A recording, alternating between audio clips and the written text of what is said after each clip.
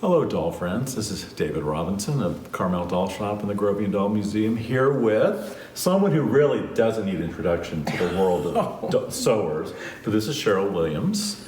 And we get to see Sheryl once a year, for sure. For sure, when you have your January class here, which is coming up. But we have a special visit because Sheryl has created Summer. Exactly, of our 4 seasons. Summer of the 4 seasons for the Hurrays. Yes. And you're going to share a little bit of the background of what inspired you, background and inspiration for this costume. So I'm going to let you take it from here and tell us about what you're doing. Okay. Okay, I'm going to get out of your way. Thank you.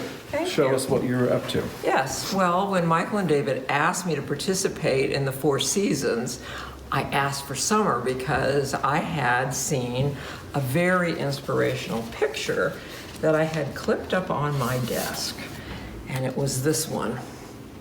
This is from the FIDM, the Fashion Institute of Merchandising and Design, or is it DM? Yes, I think that's right. Anyway, and this is from an upcoming exhibit that they're going to do in 2020.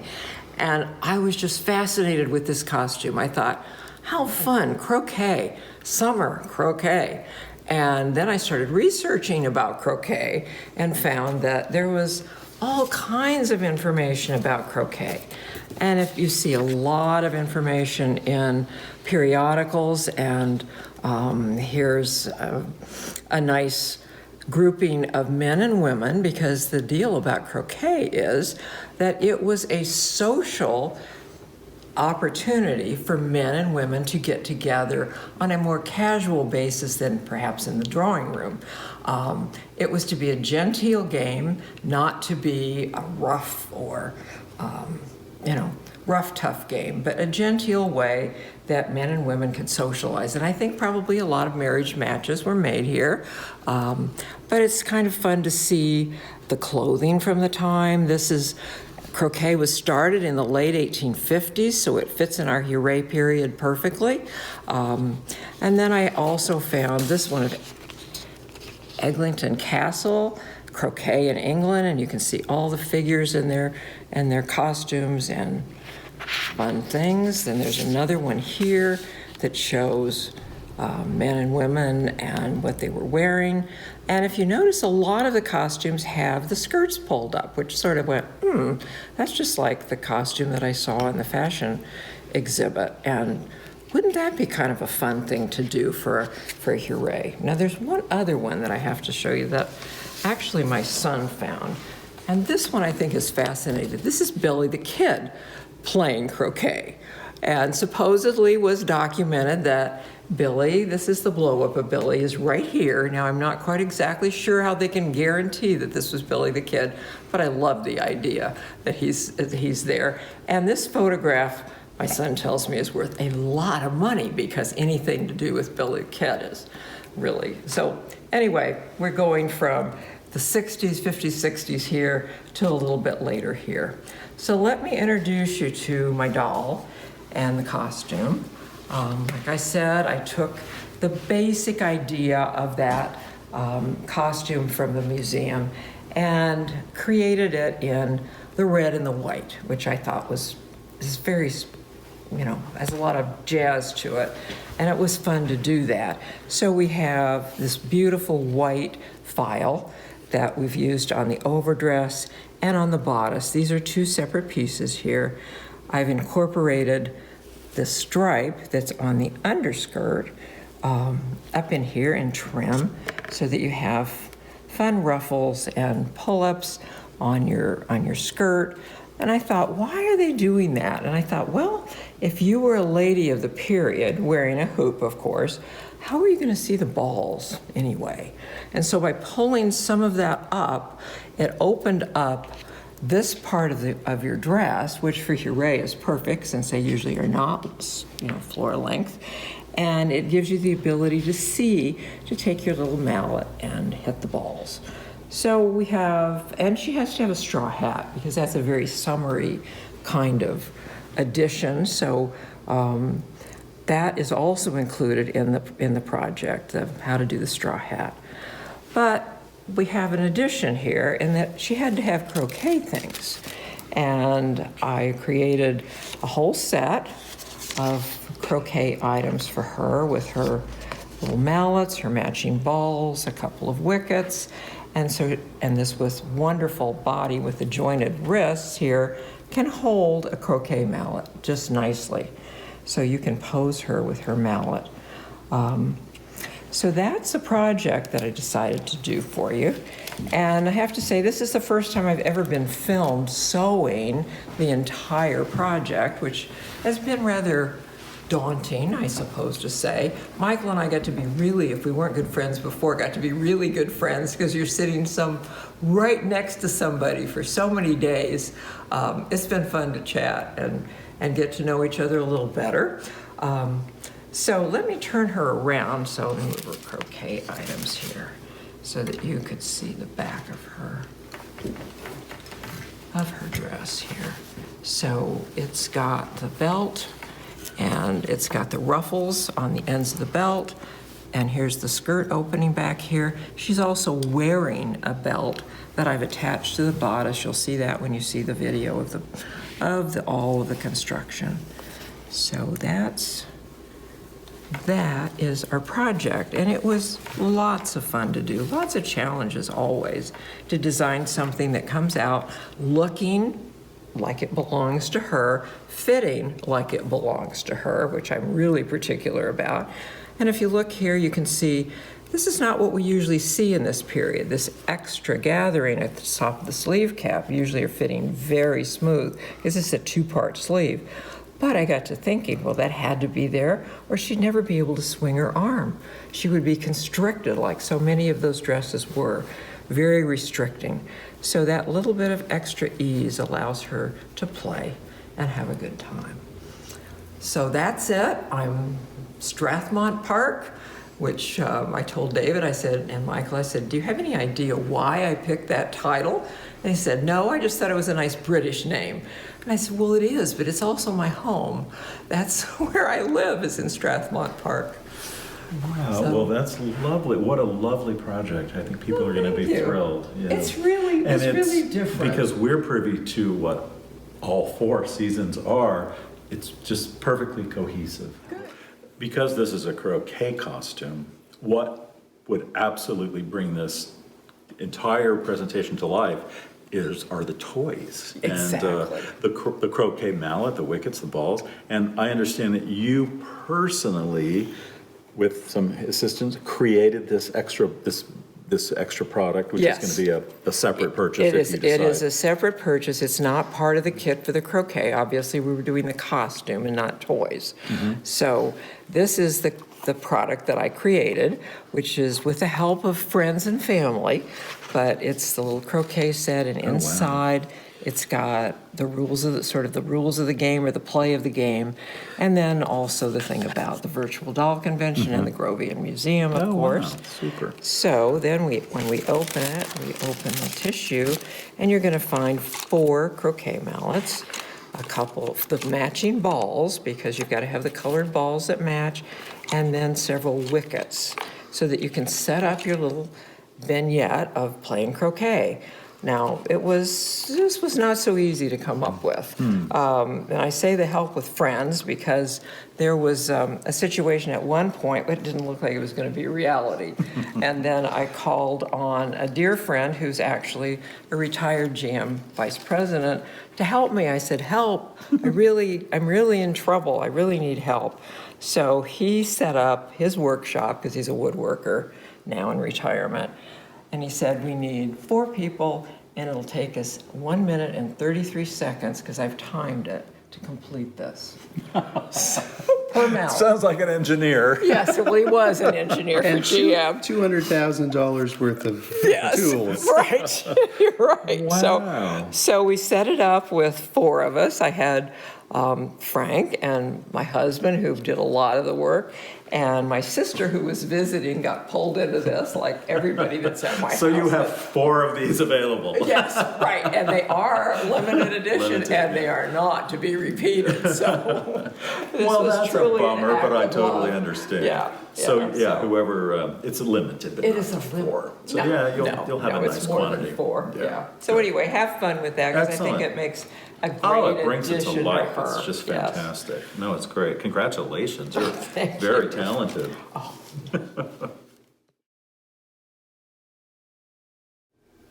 Good morning, everyone. I'm Sheryl Williams. I am here at the Grovian Doll Museum, and I'm going to be teaching you to sew a charming croquet costume my way. I hope that we'll be able to impart some new techniques for you for advanced sewers as well as beginners.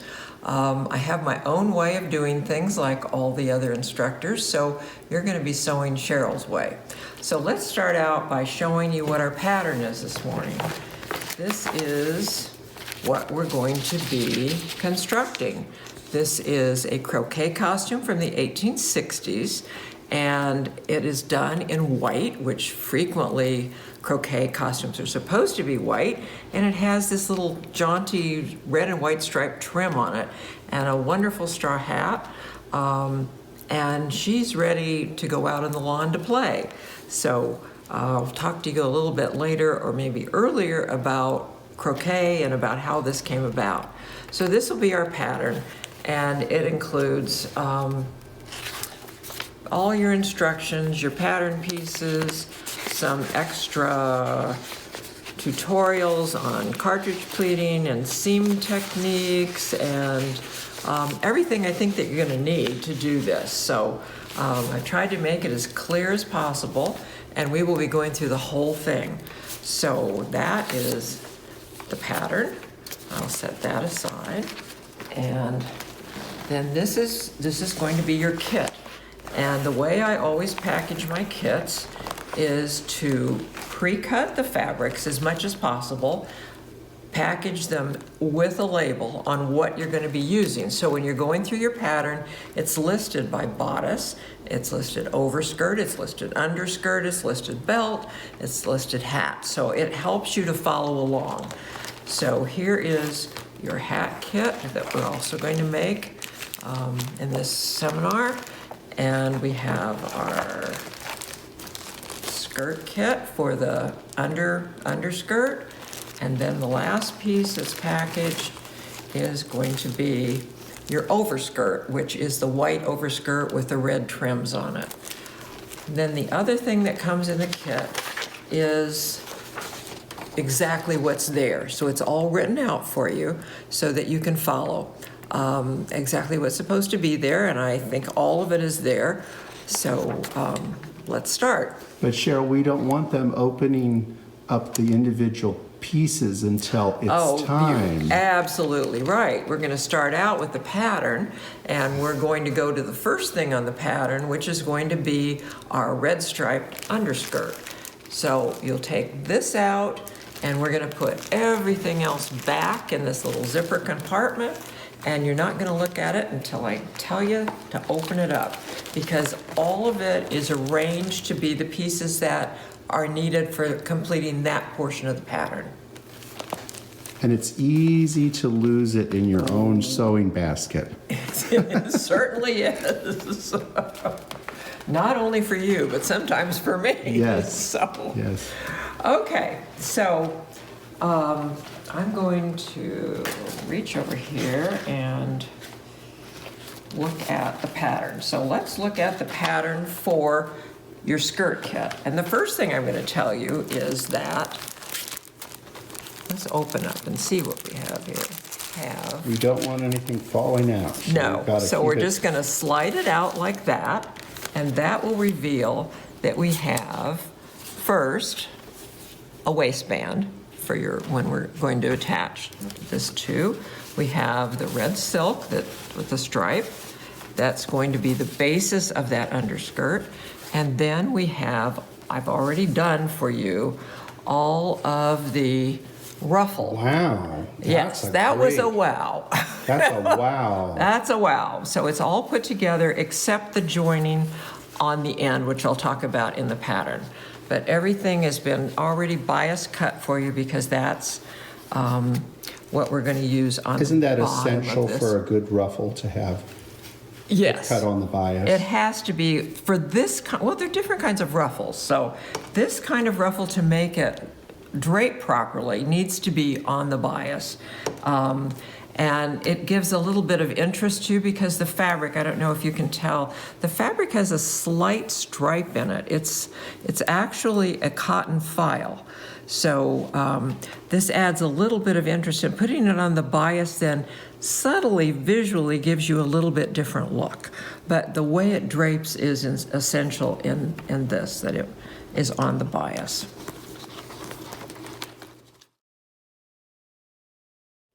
All right, so this is going to be the first instruction on your pattern, and it says striped underskirt, and it gives you the list of what was in your kit for that.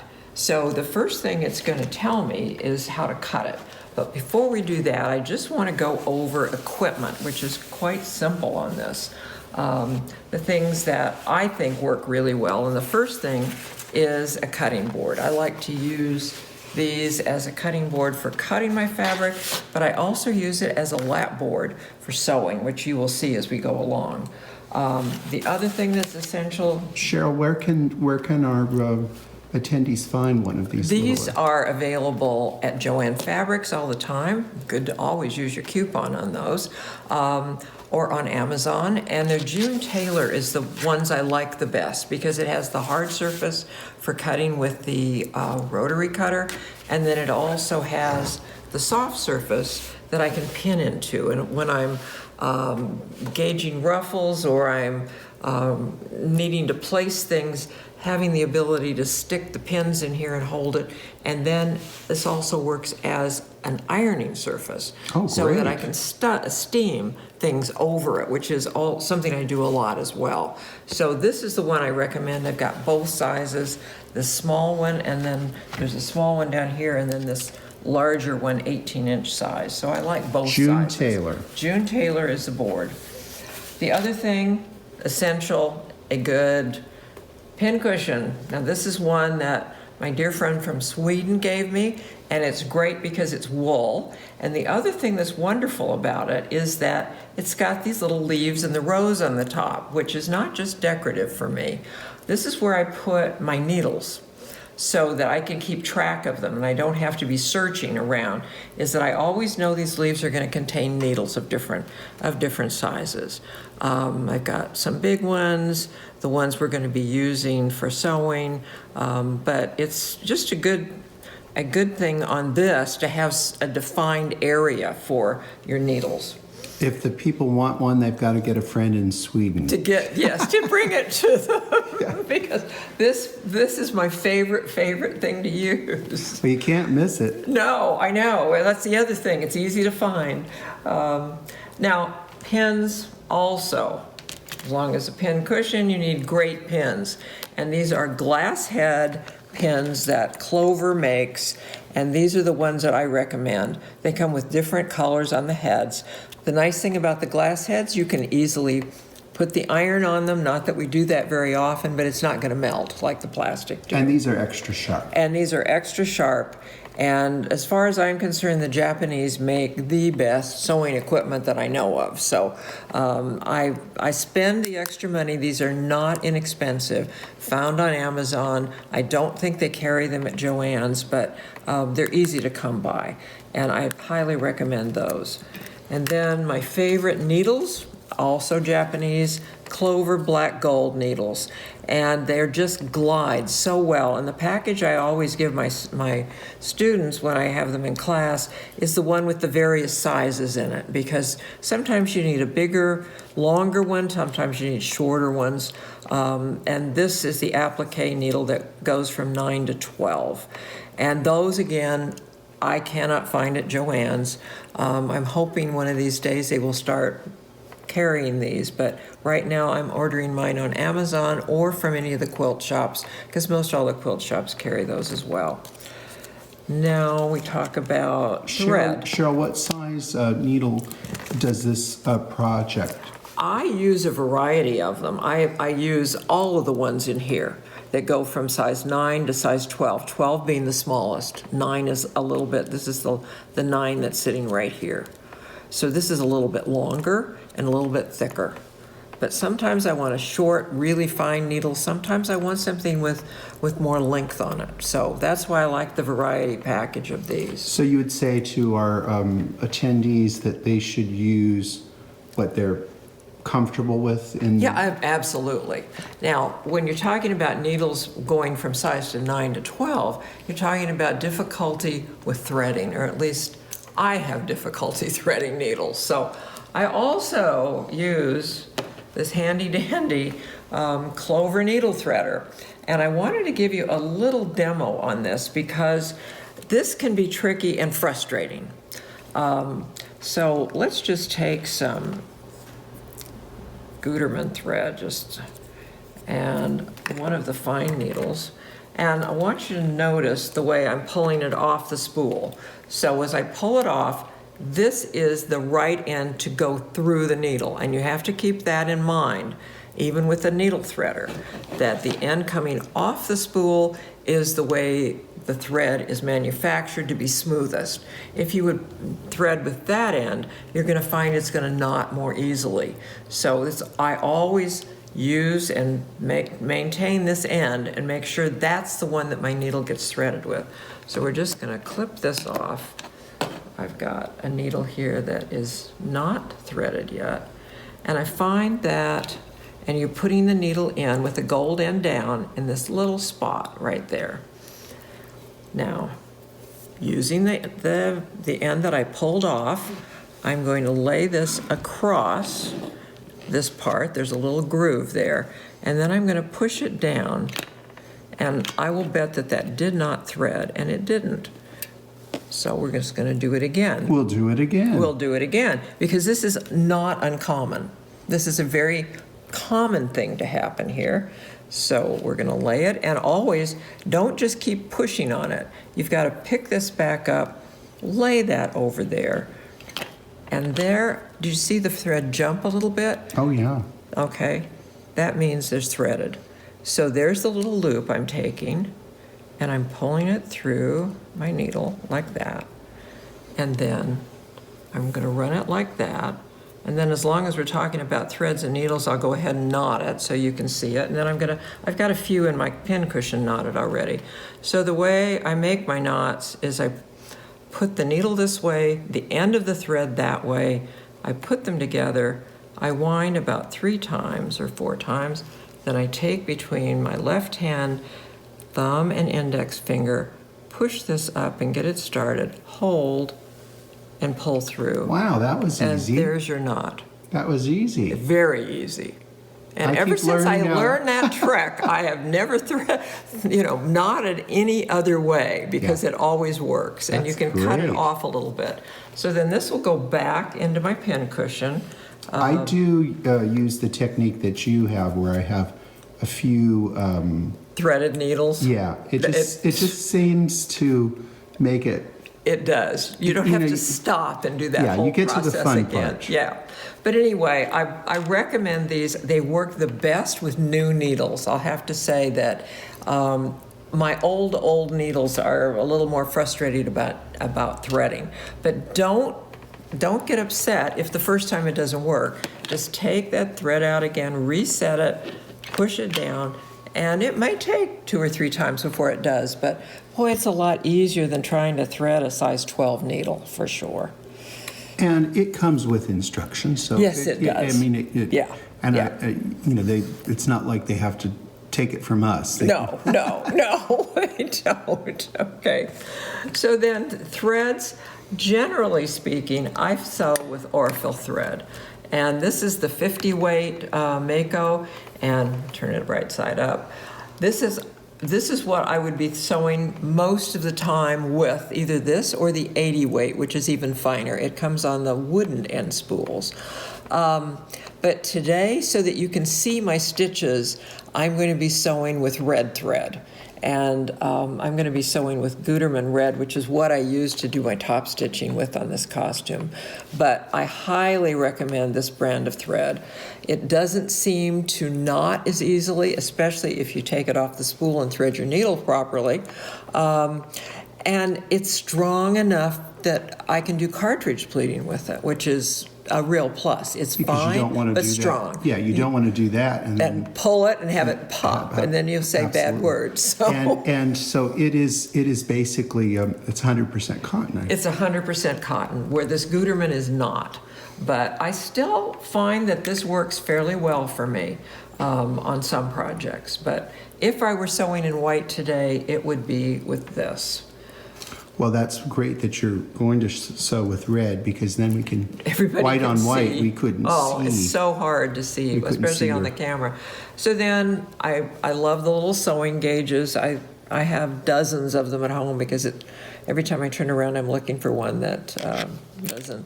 Then I've got a couple of different scissors, bigger scissors, smaller scissors. I've even got some smaller scissors. And I think that's pretty much the basic tools we're going to use. There'll be a couple of other little things as we go along that I'm going to talk about, but basically this will get you going. It's the basic thing that any Sewer would need. sewer has, Right. and you don't need that many gadgets No, to you really create don't. a costume. Wonderful costume. I mean, basically, that's what I use 95% of the time, is what I've just gone over there.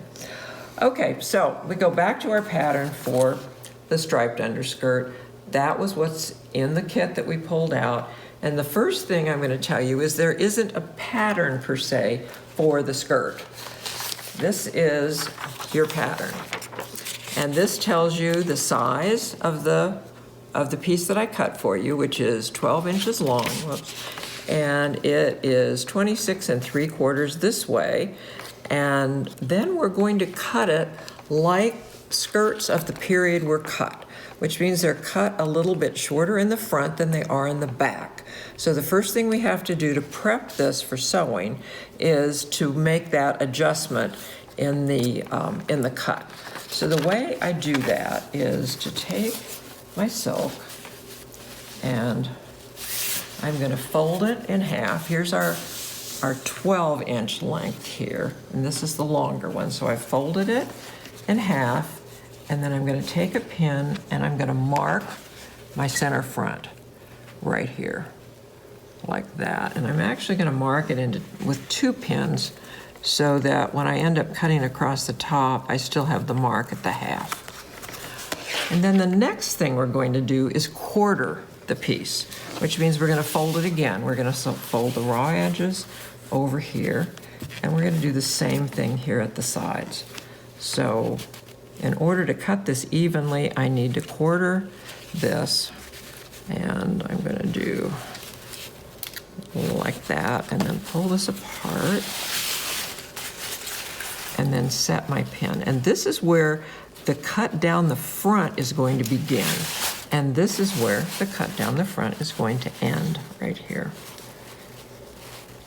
Okay, so now we're going to lay this out, and using our illustration and a nice sharp pair of scissors.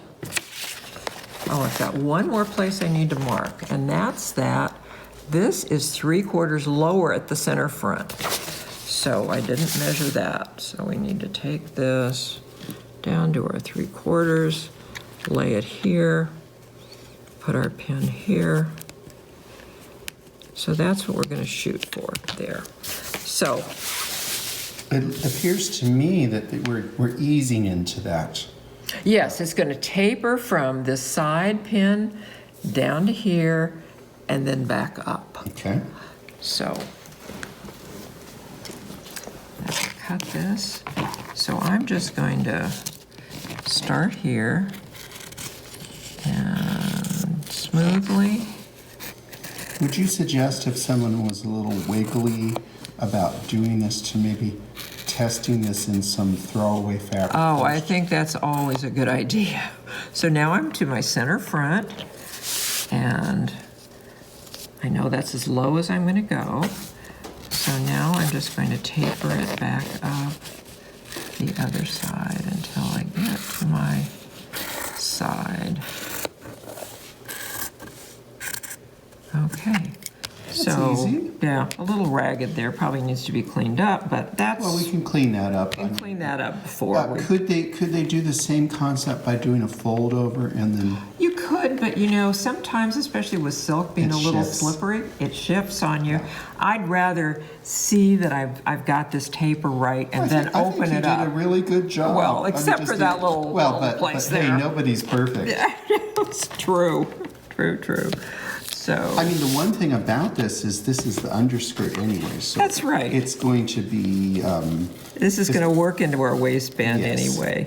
But there we go. There we go. got Now those it's little, perfect. little neat and finished there. Okay, so that is the cutting of the skirt, and that's through. And I think we should clarify that we didn't not give them the piece because.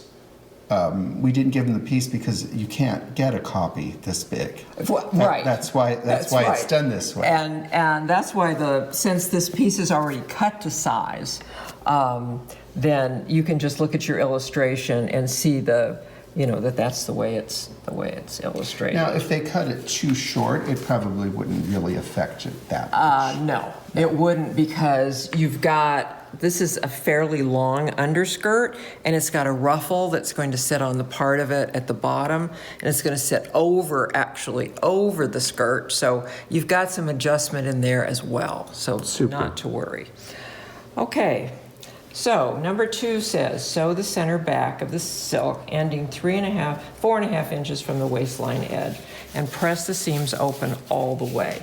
Now, one thing I didn't state is that all the seam allowances are 1/4 inch unless otherwise stated. So 1/4 inch. Yes, and that's right on the beginning of your pattern.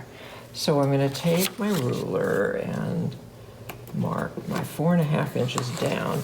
And the reason it's so deep is because the dolls, it's so much easier to pull over their heads if you don't have to scooch Yes. around the arms and everything. Absolutely. So we're 4.5 here, and we'll just pin that together like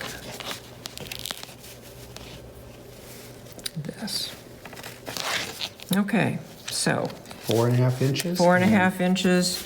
I'm going to scooch it up just a little bit because I got a little uneven at the top. Okay, so we're going to be sewing from here to here. Now, I can do that by hand if you want me to do Sure. that by hand. Then you can see my hand stitching. But you could do this on the machine. You could do this Any on of the your machine. straight stitches can be done on the machine. I recommend if you're doing curves or anything like that you do it by hand. But straight stitching works beautifully on the machine, and certainly is a way to go. And Huret clothes were made with machine stitching and hand stitching. And hand sewing. And the same thing we found in Rose Percy. We had machine stitching and hand stitching. So we know the machines were used at this time for basic kinds of constructions. Okay, we're going to continue by pinning the back seam of our underskirt. And this was our 4.5 inch mark from the top. This is going to be the top of the skirt. This will be the hem. So we're going to place your pins, and we have an advantage here in that stripes make things so easy. We've got a straight line to go from. But on this, I want to be sure that when we open up the back, it's matching. So I'm going to insert my pin here in the cream color, and I'm going to check to make sure that it's coming out in the same place on the cream color, which is there. So I'll do it like that. That stab down there, it's going to come like that and anchor. So we'll put a few pins in like that just to be sure that we're going to be, yeah, that looks pretty good. Because you don't want to sew half of a stripe up. Exactly, and make it look, especially when we've got the advantages of a stripe. I mean, that's a real advantage. And you'll see it many other places in this skirt that we've got that. So that's needs to be moved just a tiny bit so it's more centered in our stripe there. And I'll just make sure that our 4.5 is also, and it's not quite. I mean, this is something that's not going to be ultimately seen, but there's a lot in sewing that it's about the pride of knowing it's done correctly underneath. Absolutely. So I think Yes. that's really I mean, important. this is not even really going to be seen. No, not at all. But you know and I know what it's going to look like. So I'm going to take one of my needles, and in this case, I think I'll use this shorter one. And we already have the nice knot in it, though I'm going to get rid of the extra thread at the end like that so we don't have such a tail. Now, when I sew by hand on straight seams like this, I use what I call a running back stitch. So it's 2 stitches forward, 1 back, 2 stitches forward, 1 back. So we'll start right here. And in this case, I'm going to go a little deeper than 1/4 because of this red thread. I'm going to hide it on this stripe. So I'm going to go in first, pull it tight. And on this first one, because that's the end of the back opening, I'm going to just go a back stitch right there. And then I'm going to come up there. I'm going to ditch my pin. I'm going to go back again. Now I'm going to go forward, 2, 1, 2. Pull it not too tight, and then go back over the last one of the twos I sewed. So there's 1, and we'll go 1, 2. Pull it out. 1, 2, 3. Pull it out. And I keep going back and adjusting this so it's not going to pucker, because I want it to lay very flat when I'm finished. So, 1. How many inches, stitches per inch do you think you normally do, Cheryl? It depends on what I'm doing it for. On some things, I'd be doing very tiny stitches, especially on a fine fabric, because that is going to need to be anchored more. But on this silk, I think that these are not very short, but they're going to do the job when I open it out. So you can see I keep pulling it and making sure that I'm not puckering up. So you can even take your I'm with silk, fingernail. that's, Yeah, that can be an issue. it can.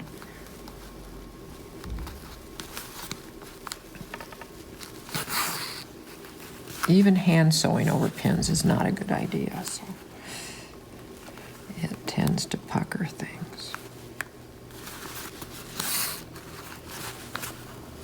But our students could do this by machine. If Oh, and much faster, Yeah, much faster. except it takes sometimes time to put the thread in the machine and Yes, and all of that.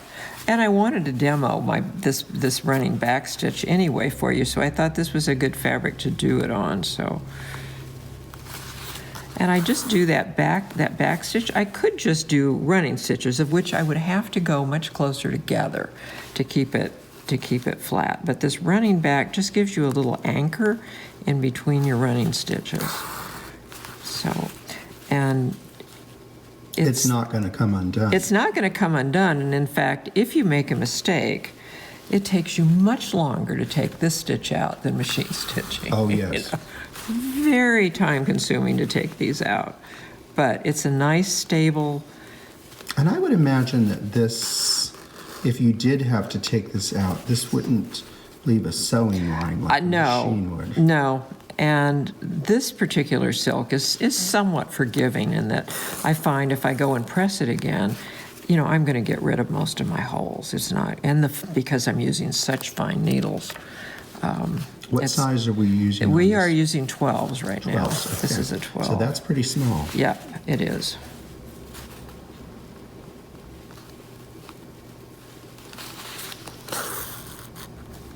I love the material.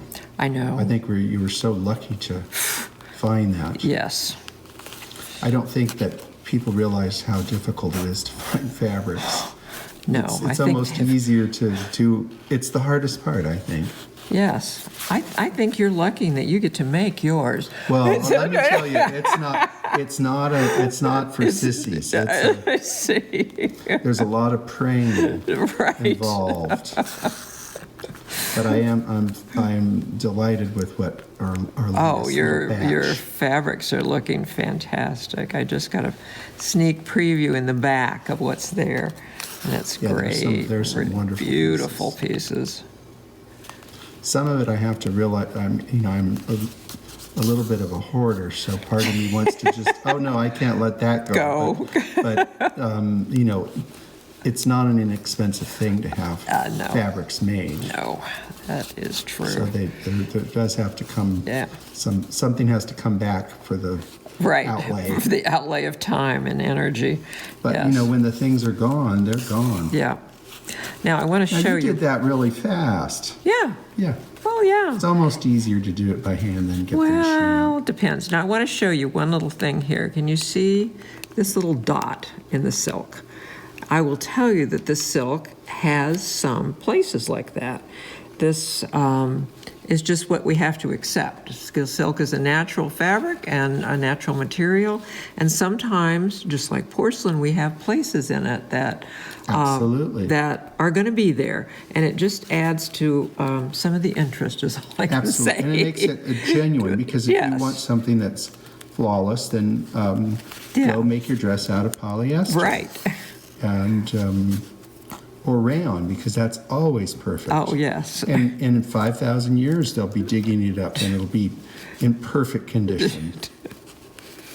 Okay, so we're getting near the end now. So people, that is just part of this natural fiber. It is. It's just to be accepted. Okay, so in order to end, I'm just going to go over this twice, like that. And that is enough of an anchor. Now let's get this where it's pulled up here. Pull it back out and just snip off. You trim as you go. I do. I do. Yeah, I do Yeah. too. Okay. Now the acid test is how good did I do in the back? I got a little bit of white here showing, but so we're going to take this now to the ironing board. And though we could finger press this, because silk finger presses very nicely, but ultimately, before we cartridge pleat this, we are taking this to the ironing board. And obviously, you're seeing my red thread, which I Right. would not be You usually wouldn't be. sewing with. No. But for your ability to see. But you could do it on the, if you were going to pick up a red stripe, it would work fine, wouldn't it? Probably, but still, when you pull this back, I would prefer something that wasn't red. Now, when I'm pressing this open, even finger pressing this open, I'm pressing it all the way up to the top, so that when this is pressing, it's pressing back. Then you kind of got all that the way. job done. Yeah. All right, I guess we should go Okay. do some pressing. Yes. All right, we're going to talk about pressing because we're getting ready to press open the back seam on the underskirt stripe. There's one thing that will really set you apart from an amateur dressmaker, and that is learning the art of pressing as you go. Not waiting to the end, but pressing every seam as you're working it. It's very, very important. Things will go together much easier, and it will look so crisp and so professional when you're finished. I can't emphasize enough. So we're going to be pressing with a dry iron, and I've got the striped skirt pulled over the ironing board, and I'm going to use the point on this iron to flatten out that seam so that I don't end up with a bump on the underside. And remember, we're going to press it all the way up to the top, because this is going to be where our cartridge pleating is going to sit. And if we can't get it that way, we'll just turn it around and catch it the other direction. But you want this set so that we don't have to go back and do this again later.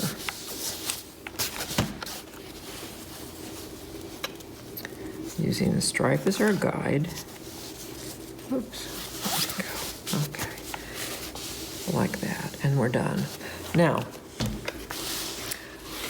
all the seams on the costume are going to be overcast, and I will demonstrate that later. But just to know, I'm going to continue now with the cartridge pleating, and I will go back and overcast the rest of these seams later, or this actually seam on this is a single. When we get the overskirt, it's got a number of seams because of the way it's constructed.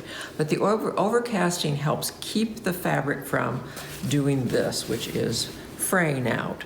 Just that simple overcast keeps those down. I trim before I do that, and then overcast, and it with single thread, and it will just keep things together. And then you can trim little hairs or whiskers that are sticking out if it's necessary.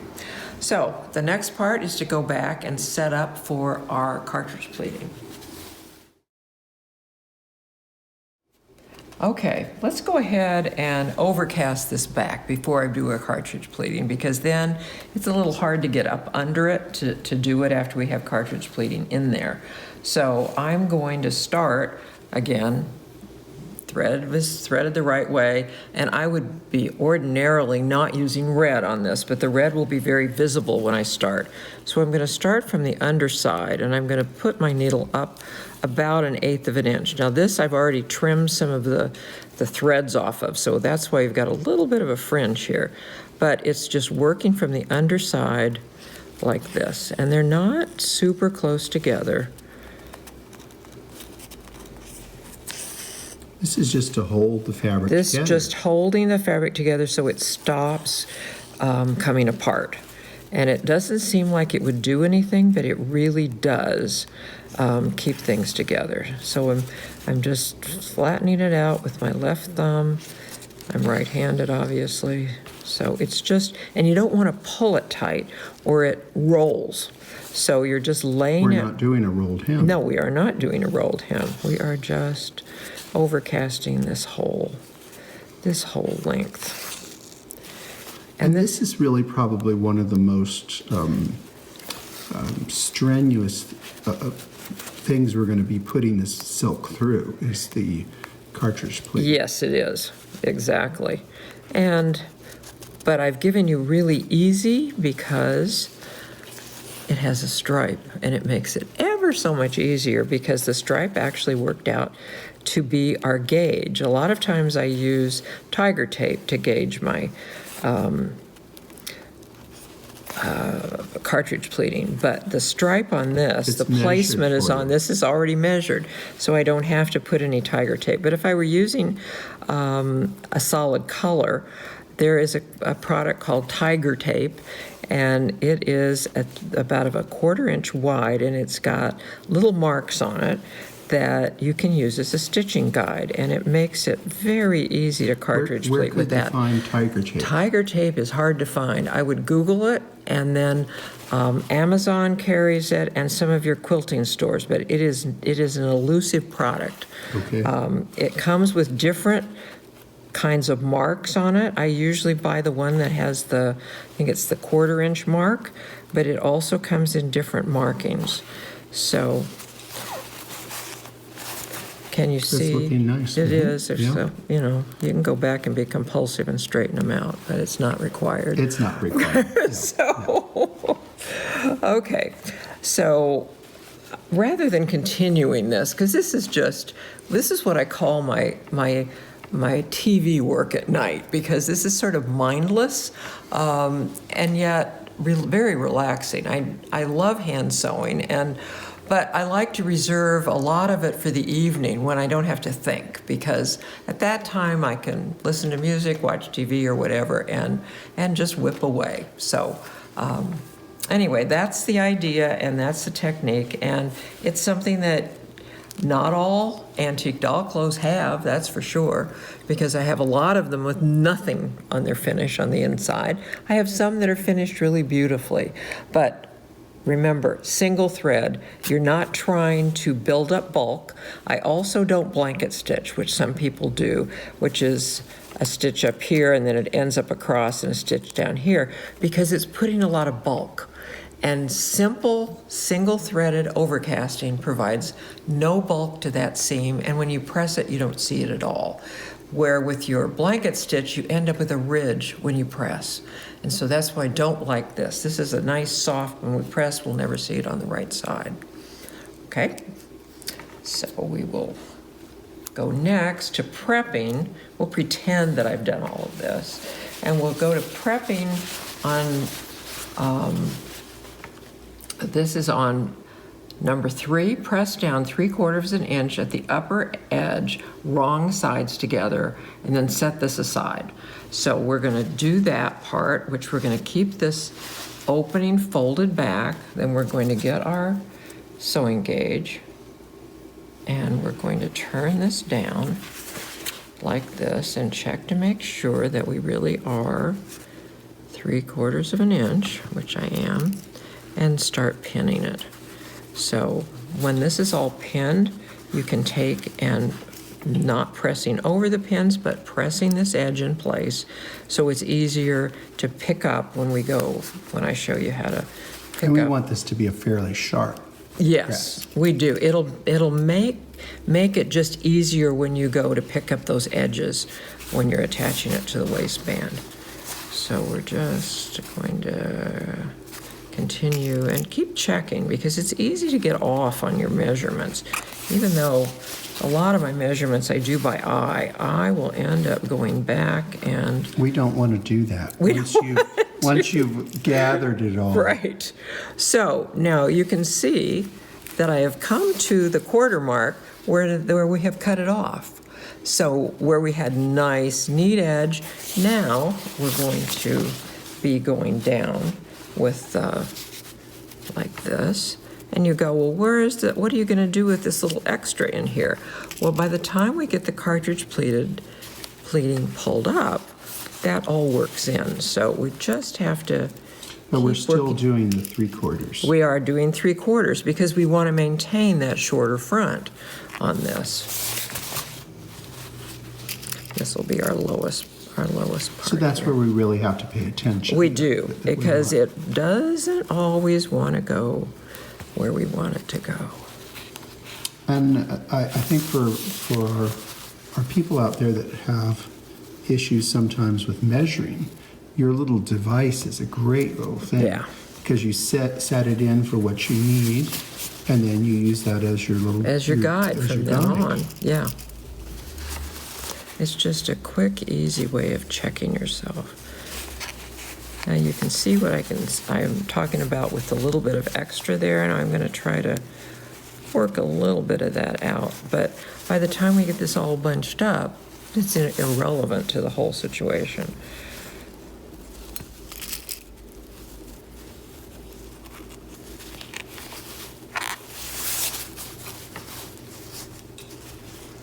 And when we get back over here, we'll be with the stripes lining up down.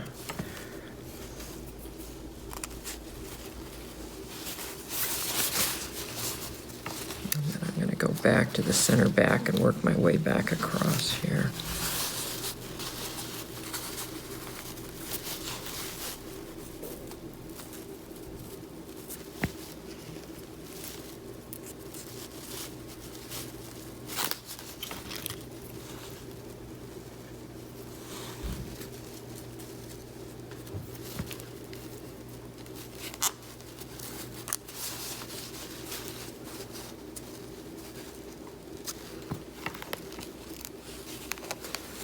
Now this fold over, we're leaving this in the garment. Yes, this is left in the garment permanently. So this is never coming out. And also depends on how ravelly my fabric is. If it's really ravelly, I might overcast that edge before I do my turn down. But on this silk, once it gets gathered up, it's not going anywhere. No. So it's going to be just fine leaving it like that. And I believe the fold over, they left that intentionally to give the garment, some A little more stability under there, yeah, and a little shape. support. Yes. Yeah, because you see it in just about every skirt. Yes. That You do. Whether it's for a human's garment or a doll. Yes. Right. So That's I think right. it's an essential thing. Mm-hmm. I think that the average, contemporary person would think that, oh, we should cut that off because it's, Or that it needs to be finished in some way. Yes. And that destroys it. Now, one thing I want to just check, because we want to make sure, and it's a good thing we did, because look at this. I did not get that turned evenly. uh-oh. So that has to be adjusted, because we certainly don't want to go into all the trouble of cartridge pleating this and And then- find it doesn't match in the back. Yeah. So it's always good to proof this at this point. And Measure then- twice, cut Yes, once. and then I'm going to take that next pin out and work it back down. Okay, so there we're good now. We're going to match up in the back here, and we're gonna Ready to press. We're going to be ready to press, but I think I will do the waistband first because we have to press that as well. Okay. So we're just going to set this aside for now.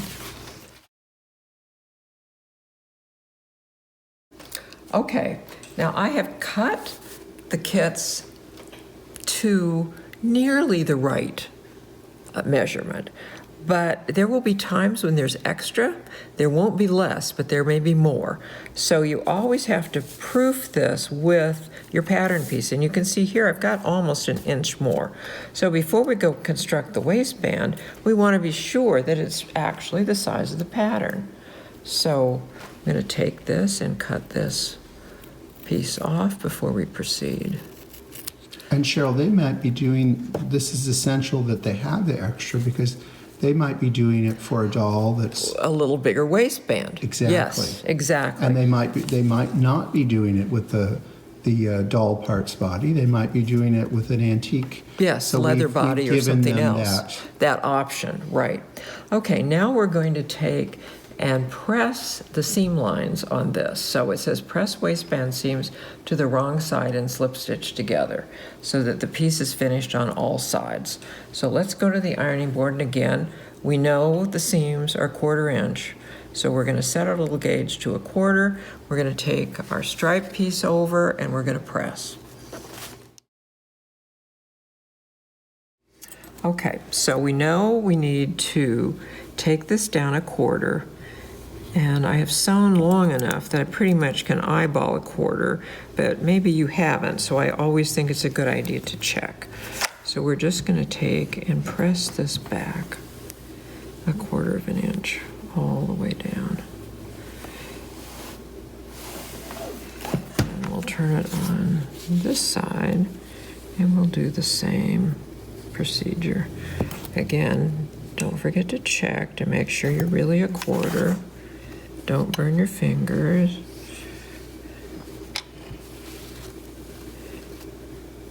And this is a nice woven, solid woven cotton, so it's not going to stretch on you. And it's also giving us a very nice press on a dry iron. I mean, that's just a really nice crease. Okay, so then we have to press in the ends like this.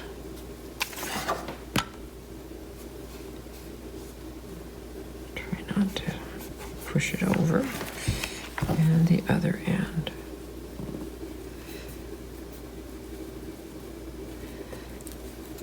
Now there may be some variation on what kind of underwear you have on your doll, so it's always a good idea to check the waistband on your doll before you commit to finishing this. Now we're going to do one more thing, and that is we are going to fold it in half, and we're going to press that edge as well. You say, well, now what are you going to do? Well, I'm going to sew the whole thing closed because cartridge pleating is always attached to a finished piece, whether it's a finished waistband or a piece of twill tape or whatever. It's always completely closed and finished when you attach it to your cartridge pleating. Okay, now we're going to go back and press this cartridge pleating at the 3/4 like we pinned it.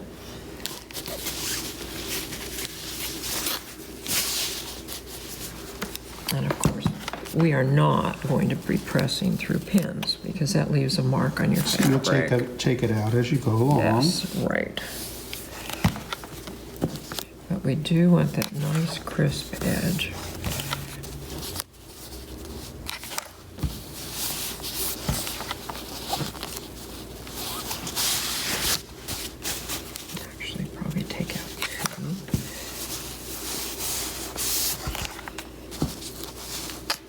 getting towards the middle. Yes, now we're on the, And you can on the kinda tell slide down. you can tell by the stripes. yes, that right, because they're they not- don't line up they're not perfectly gonna line anymore. up anymore. And this is our center front. And then we know when we get back, they start to line up again. Yes, right.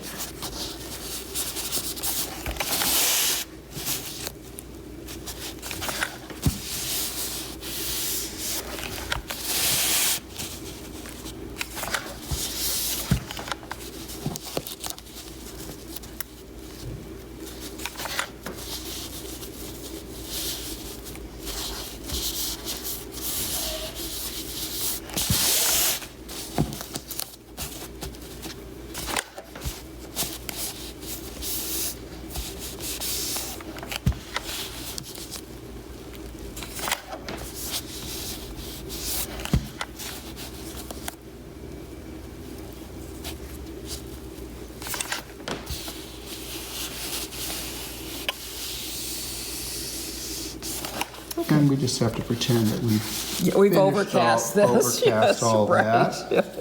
Which we haven't, but you can imagine. Okay, we have gone over to the ironing board and we've pressed all of the edges down 1/4 inch to the wrong side. Now we took it and we folded it in half and we ironed that edge crisp. Now we have to close this up. So when you're doing cartridge pleating, like I said before, your waistband has to be completely finished. So I'm going to be sewing with red, so this is really, really going to show my stitching.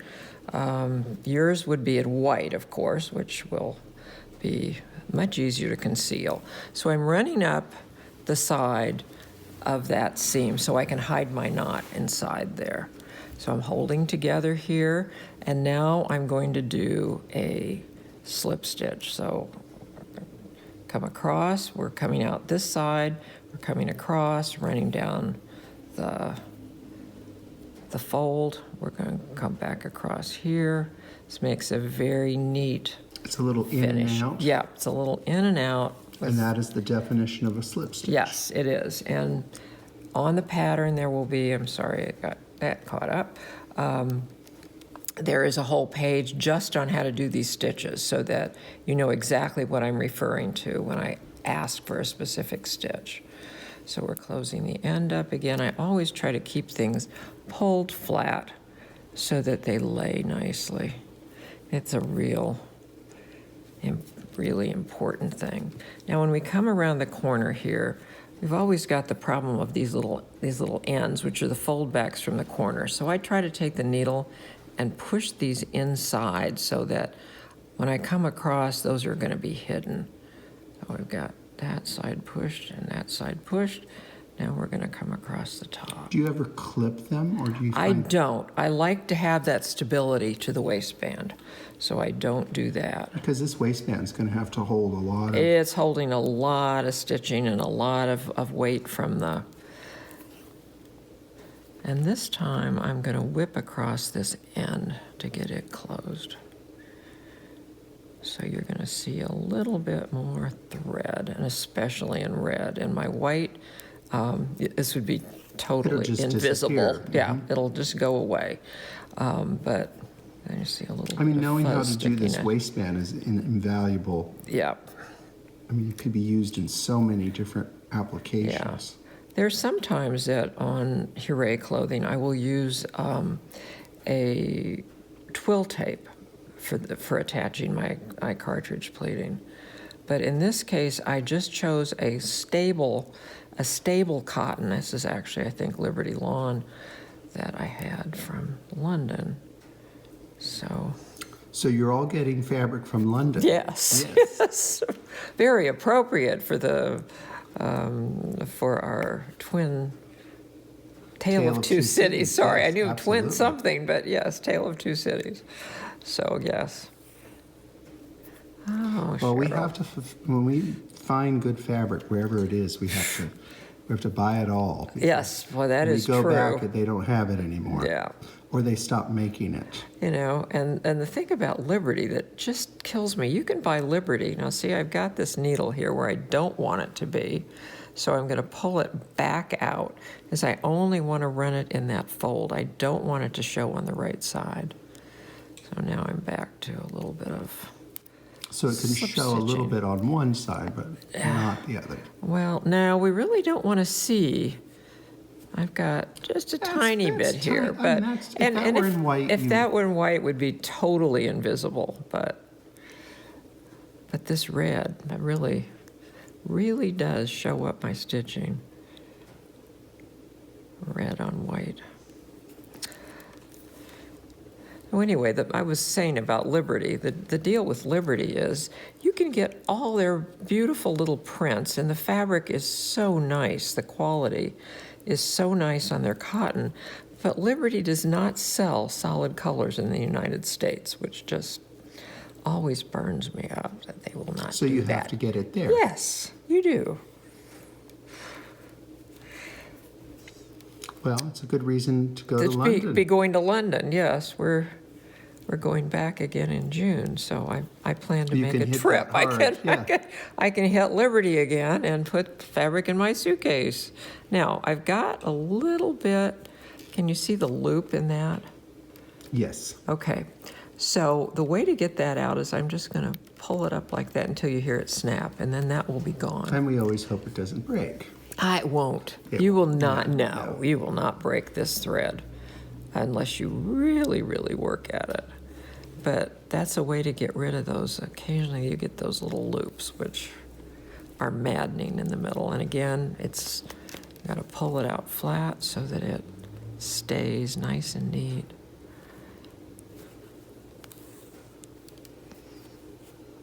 And you can also see I'm pulling tension on that waistband while I'm sewing. And you see I've got it between these fingers and between these fingers so that I'm keeping it pulled tight while I'm sewing it. I think a lot of neatness in sewing is manipulation of your fabric and knowing how to handle it. So that's one of the little tricks on this is to And is it's to a keep trick it. for life, too. A little manipulation helps with neatness.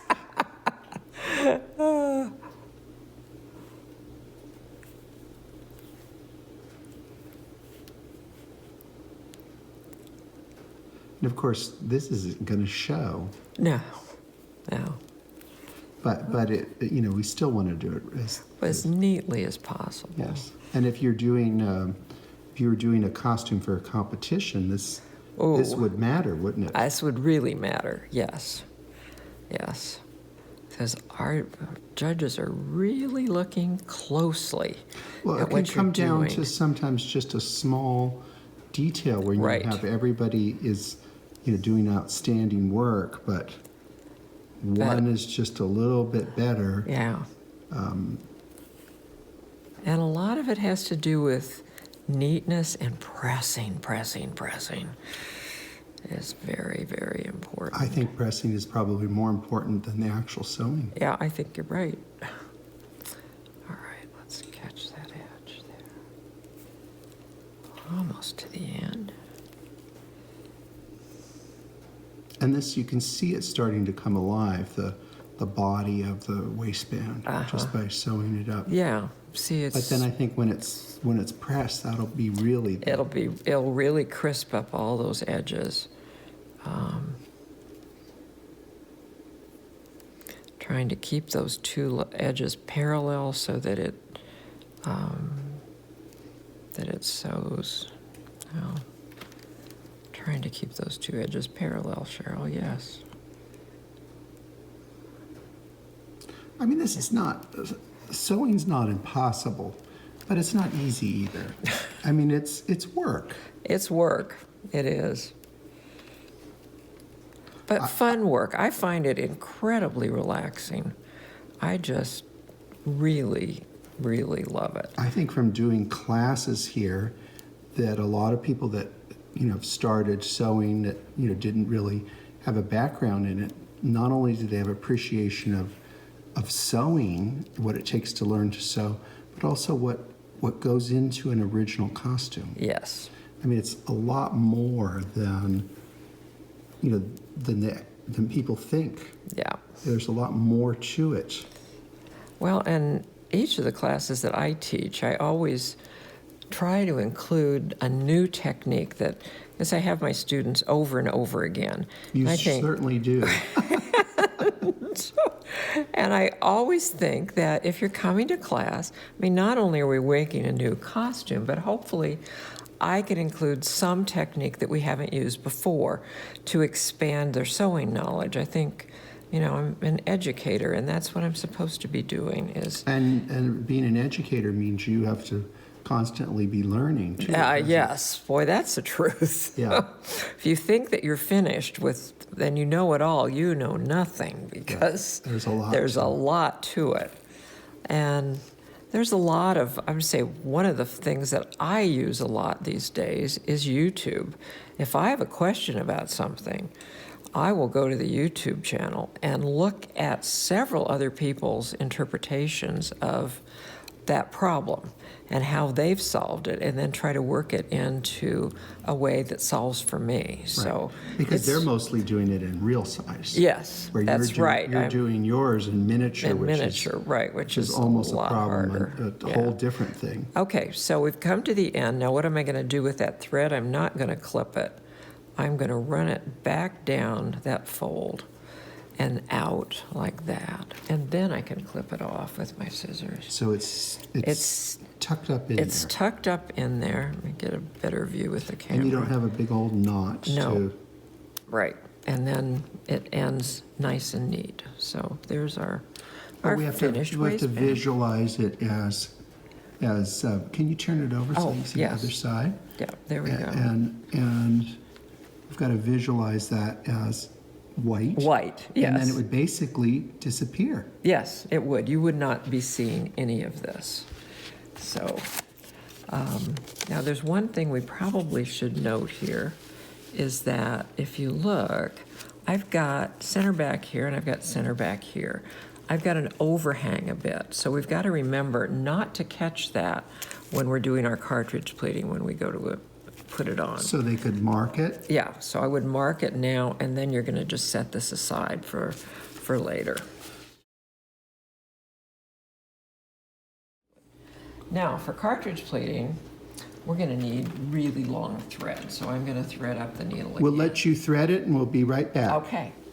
Okay, so we're back. We have our waistband prepared, and now we have to put the pleats in. So let me just give you a little quickie of what this is going to look like when it's finished.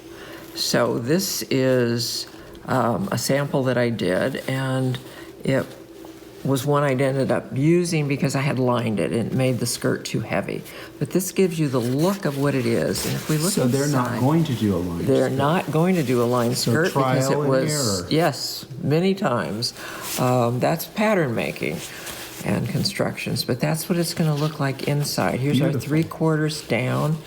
Our stitches are running through here, and then they're attached onto the waistband like that. And that's what I'm going to teach you to do.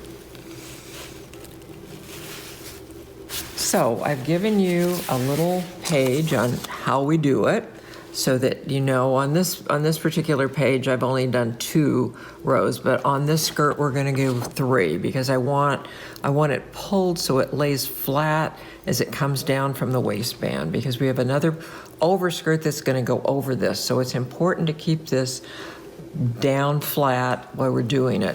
Now, why do we do cartridge pleating in the first place? I think that's something maybe we need to talk about.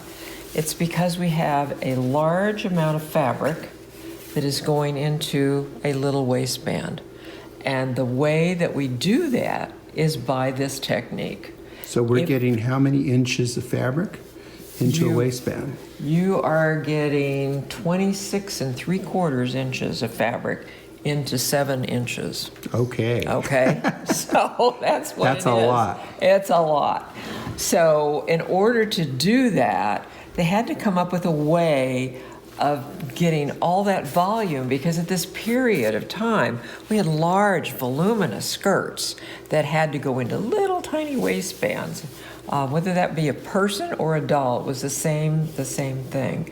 So this is how this is done, and you'll see this on doll clothing. You'll also see it on people clothing, and it's so beautiful the way it's done. Now, the length of your stitch is important on cartridge pleating. And this is something you almost have to experiment with for you. If you have even a lot more fabric than this, you would take longer stitches because, like I showed you on here, this fabric gets pulled to the back so that how beautifully flat it is on the front, you've got all of this back. The longer the stitches, the thicker that this is. And I've even seen on some people's dresses that these are laying flat. They are so deep, they are going to be laying flat on the back. And that's because it was a large volume to put in a very small space. But I've worked this out on this one, trial and error, of course. And as it turns out, to our luck, these stripes are going to be our gauge. Oh, that's lucky. So this is really lucky, and it turns out to be the right amount of gathering that works for this. So that was very fortunate use of fabric, choice of fabric. Fortunate that stripes were that size because it works fine to do this. Sheryl, let's talk about the process of pattern making. Oh. It's not something that's that easy to do, is it? No. Once I get the pattern down, sewing is the simple part. The pattern and the cut of the pattern and how many times I have to cut it and recut it. And of course, I'm not making it in fashion fabric. This is made I use cotton organdy for my pattern making, or my muslins, quote muslins, which is your base pattern that you're working from. But I may cut a bodice 10 times before I get it right, before everything lays right. And I'm really particular about fit, because I think fit is really important. If you look at antique fashions, they fit like a glove. I mean, you really have sometimes difficulty unbuttoning them or getting them apart. They're fitting so close to the body. But that shows the body to its best advantage. You don't want to see extra pleats and gathers and things that aren't smooth on a dress. You want it to fit like it was made just for that doll. And a good pattern maker can do that, but it takes a lot of doing it over and over and over again. The nice thing about the organdy is I can draw on it with a pencil.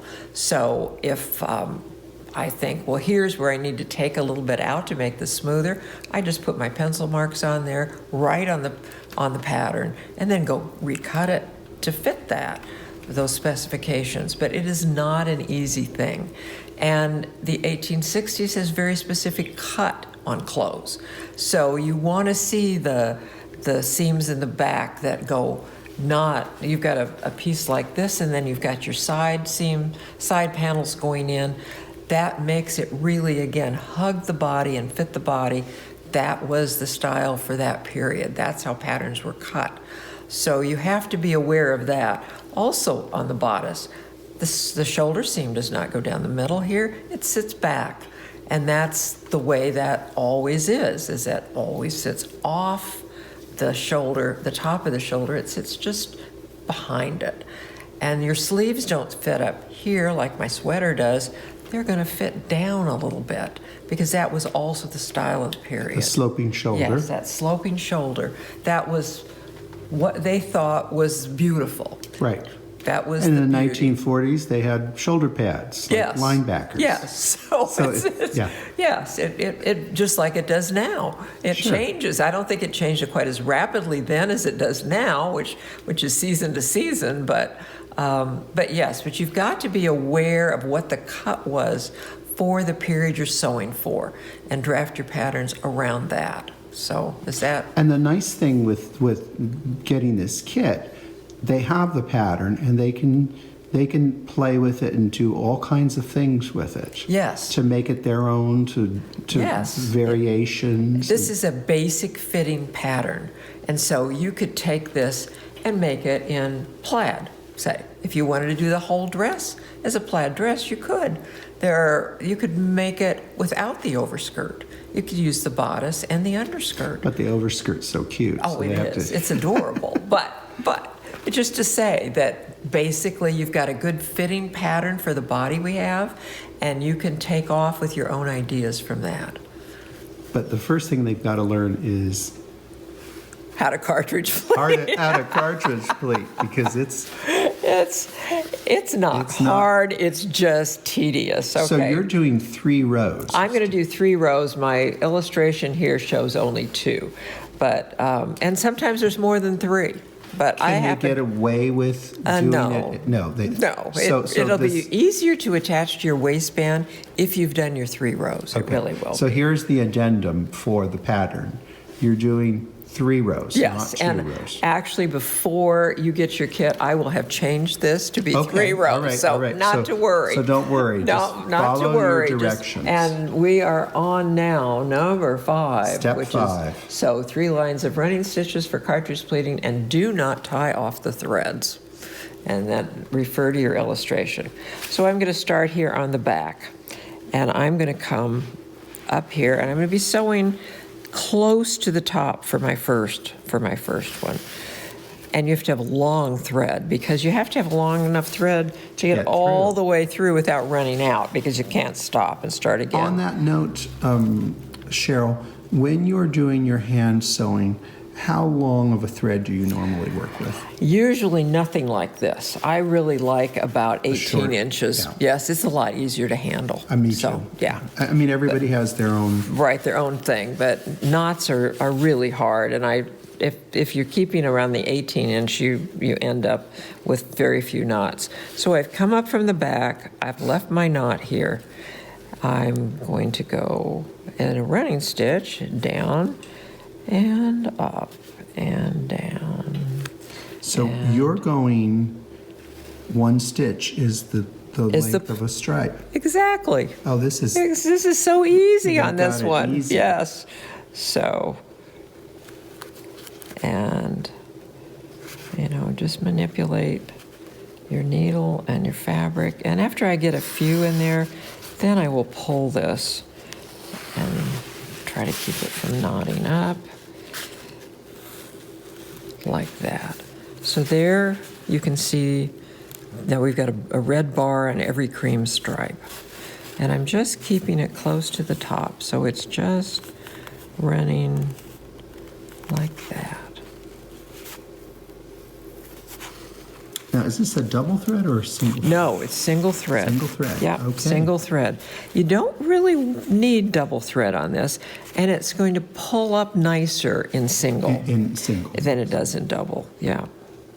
It's rare that I use double thread. About the only time I can think of using double thread is when I'm making my bars for my hooks and eyes or buttons.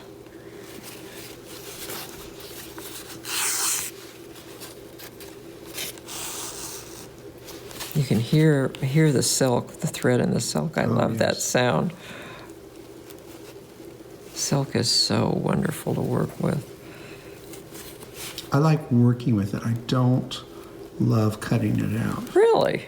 Oh, I just think silk, especially silk taffeta, is just such a dream. Taffeta is It's a dream to sew with. As it presses so beautifully, it's so crisp. And it makes that nice rustling sound, which I like.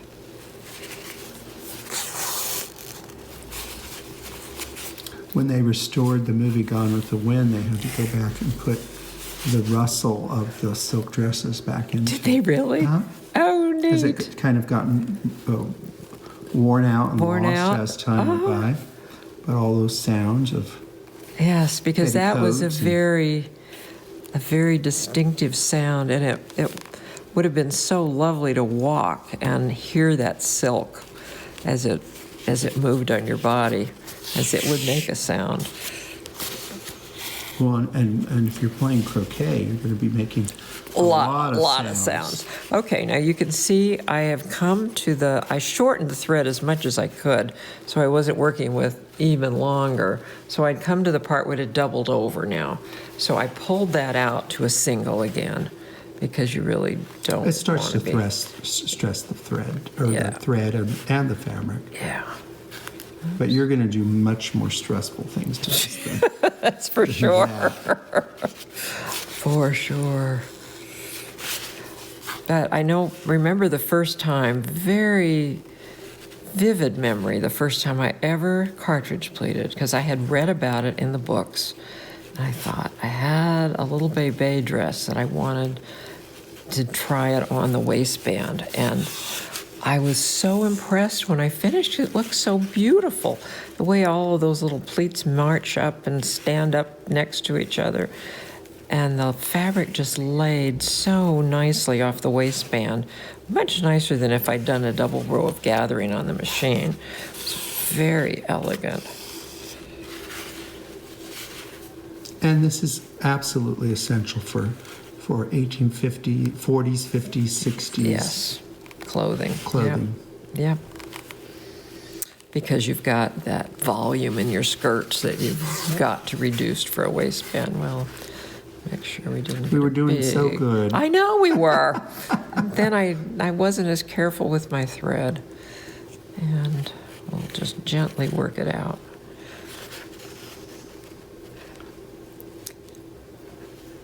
These things happen. Yeah, okay. It's all good now, but I've got to be more careful when I've got that amount of thread to be working with. But we need this amount of thread. Yes. No. Yes. You don't want to come at the other end of this short. No. That's very disappointing. You know, you could say, well, you can just pull up some of your gathers, and in an emergency, I would do that. But then when you go to put your next line of stitching in, it's hard. It's really hard. It is hard. So it's not that up again. There we go.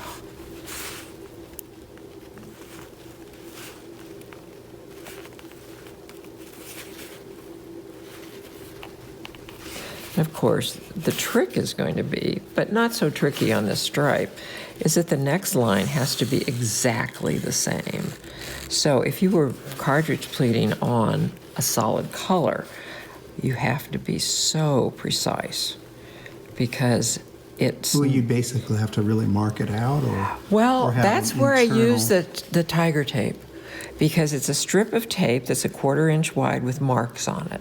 And then I can do that, and then I move it down to the next place, do it again, and I can get that long, the multiple lines identical by using the tiger tape. It's a good cheat. I used to not know how to do that and was always hoping that my stitches were regular enough that they would end up exactly. Because if they aren't exactly, you don't have that cartridge look when it comes down. I mean, I'm sure you can now do this kind of freehand. Yes, Yeah. you can. I mean, that takes experience. You know, It lots takes of, them a lot of times of putting in cartridge bleeding. Yes. Oh, Sheryl, you're making big knots. Oh, you're here. just making everybody feel better that it happens to, to it happens to Sheryl. anybody. Yes, everybody. Oh, come on. But you can see when I'm pulling those out, I'm not yanking on the thread. Right. If I did that, I would set those knots in and have to start over again, is what would that would amount to. So I'm just being very gentle as I'm moving the thread out. And some people use thread heaven and some of the beeswax and that kind of thing, which I think would be okay on cotton, but I really don't be afraid like of it that. with On the silk, it's going to stain because as soon as it gets any heat, it's going to bleed out. And you're going to have this little mark every place you have used it with Yeah, your please thread. don't do that, people. Don't do that. All right, now let's see if I can be nicer with my thread pulling the second time. I mean, you're pulling a lot of thread through, That's too. true. I mean, it's bound to happen. There, that's better. So see, I know what I forgot to tell you. We're going to go back and do this. I forgot to tell you to put a basting thread down the center front. That's... Uh-oh. Uh-oh. So you do that down. I'm going to do that as soon as I finish this top row. I do that so that when I'm fitting my waistbands on and I'm fitting the bodice to the skirt, I always have an alignment for the center front. And That's a good tip. and such a good tip, I forgot to do it on this one. But yeah, it helps a lot because you're manipulating this when you're putting it into a waistband, and it's easy to get scooshed one side or the other, and then you wonder why your skirt doesn't hang quite right. It's like not like you wanted it. But if you always have that visual, and so then when my costume is totally finished, I pull out the basting, but I don't until the bitter end. I mean, that just stays there the whole time I'm working, so that... Now, do you remove it once the waistband's on, or do you just... No, I actually continue until I'm finished with the costume. Wow, okay. Completely. And then that's the last thing. It's just a very loose, large basting thread, so it's really easy. Just take one in and pull it. But I just find that alignment, visual alignment, is really important. So we missed a step, but We we'll did. go back and We'll go back and add that. It's not a biggie we to wouldn't add have at missed this the point. step if we would have read the directions. Yes, you're right. So people, So there, make sure you read the directions and follow in order there. Because I've done it on, I'll do it on the overskirt as well, because those pieces are cut on A-line, and in order to get the volume we needed in the skirt and have it pleat on the waistband instead of gather.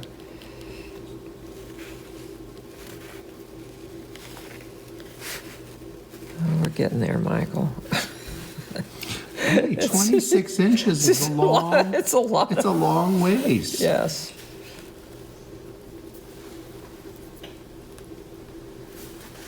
I mean, this is something that you could. I mean, if you could just do this while you're watching television. Yeah. And Listening to television. Or listening to You need to yeah, be yeah, watching you need what to be you're watching. doing, but yes, with the stripes, it does make Oh, it. so It does much make it easier. so much easier. Yes. Now, when we were talking about those needles to start with, Oh yes, what size needle are we using? we are using probably a 9, but I'm using the longest one because I want to get as much on that needle as I can Before you I pull my thread. So that's the nice thing about that set of needles too, is it gives you a variety of lengths. Because sometimes you want short, like if I'm doing fine stitching, and sometimes I really want a long needle for doing cartridge pleating for sure. Which, by the way, it's called other things besides cartridge pleating. Some people call it gauging. Some people call it flat pleats, I think. But it's all the same thing. As I remember when Susan Circus and I were doing our seminars together, one of the things in one of the seminars we were talking about sewing technique, and we were talking about, now this is where I'm having to go back and pull that end so that I'm not double threaded, and then I'll come here and move it up a little bit more. Anyway, we were talking about cartridge pleating, and she said, oh, you mean laid gathers or, gauging? Or I said, yes, I know that there's different things. And then we started demonstrating, and it was so different. I couldn't believe it. It's like, you do it like that? Well, I do it like this. So there are undoubtedly other ways, Different ways to do do it. this, depending But on today they're learning to do it your way. my way. This That's is the Cheryl's way. So it Well, was. and that's the beauty of having all of our different instructors. Yes. You all have a different way of teaching, and I have learned from each and every one of you. I mean, different things that, and I'll take what will work for me and what won't work. Yeah. Yes. And that's why you go to a class. It to is what learn. you go to a You've class already know for. it all, then there's no point. Yeah, and also it's good to go to different instructors because everybody has their little They're little, little favorites and little and tricks. there's a little gem there of. Yes.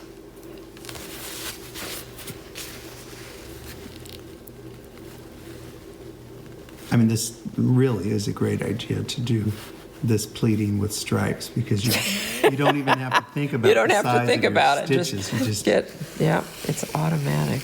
And your next row, you know, is going to line up perfectly. So,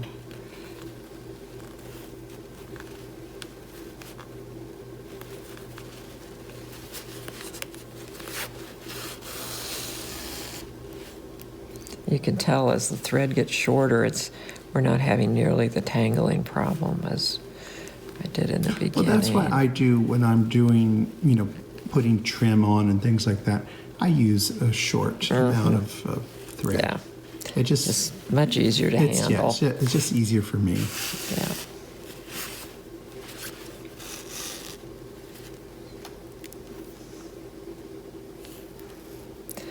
We're almost there.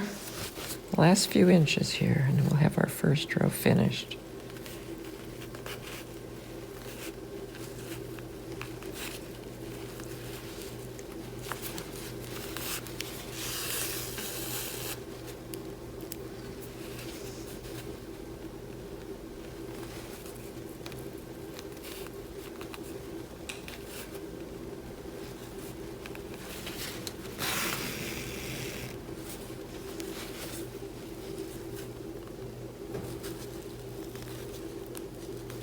Oops, missed the stripe.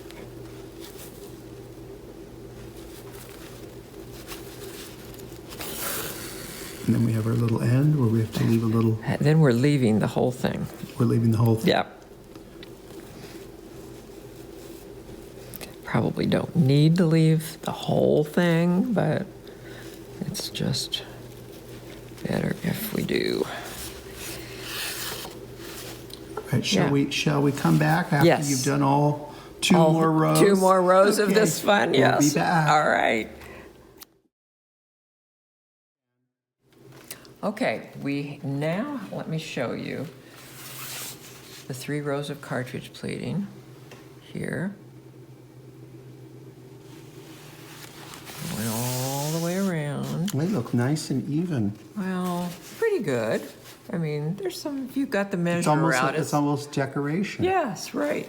Okay, the other thing I added was this basting line right down the center front of the skirt, because that always can tell me now where my center front is without remeasuring, and that's important. That saves a lot of time, It doesn't does. It does. And a lot of frustration. Yes, then you know you're right on. So with that, then we're going to take our waistband, which we finished and I pressed. And remember, we had this little tab left over here.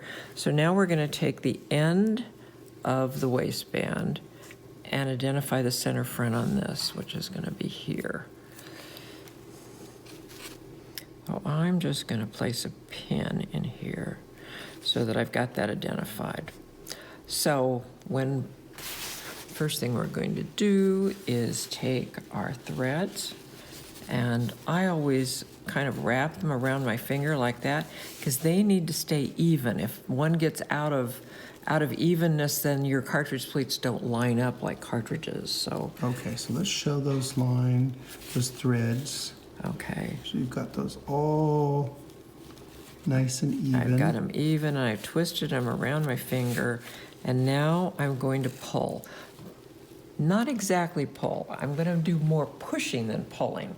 So this is stable, and I'm going to be running these pleats down the threads gently and see what happens. It depended on where I started on the stripe as to whether we got white or blue. On this Okay. one, it's the opposite, but that's the way my stripes were at the end. But it's interesting to see the But difference. either way is good. Oh, either way is fine. There's no problem with that. But anyway, I'm pulling the pleats, I'm pulling the fabric over the threads, and then I'm shortening it up again. And then you're wrapping it And as I'm you wrapping go. it again, and I'm just pulling. Easy peasy. Yeah. But you don't want to be pulling on this end. You want to be pushing on this end. Right.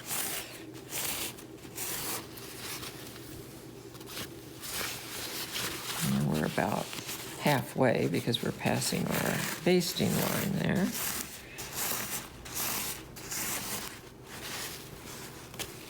Wrap again.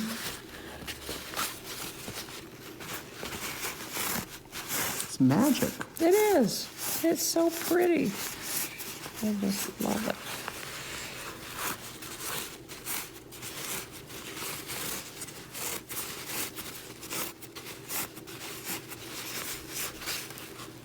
This is probably the last time we'll have to wrap it.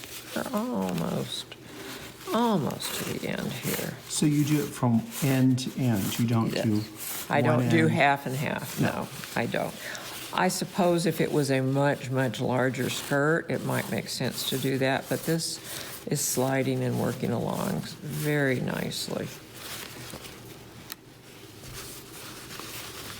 Now I'm going to straighten this out a little bit, and I'm going to pull it right to here. Now I won't know exactly how much to pull it until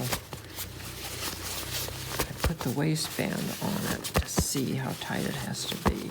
But And you're doing a nice little pulling technique I'm- from the yes, from I'm the kind hem of to- snapping it So to get these to everything's line up they're lining just up. right, and see how Oh, it's beautifully gorgeous. they line up. And you can see that on the back is where the white part of the pleat shows up. So, all right, so we're potentially pulled here. So now we're going to go back and we're going to find our center front. See how difficult that would be It would without be totally. this?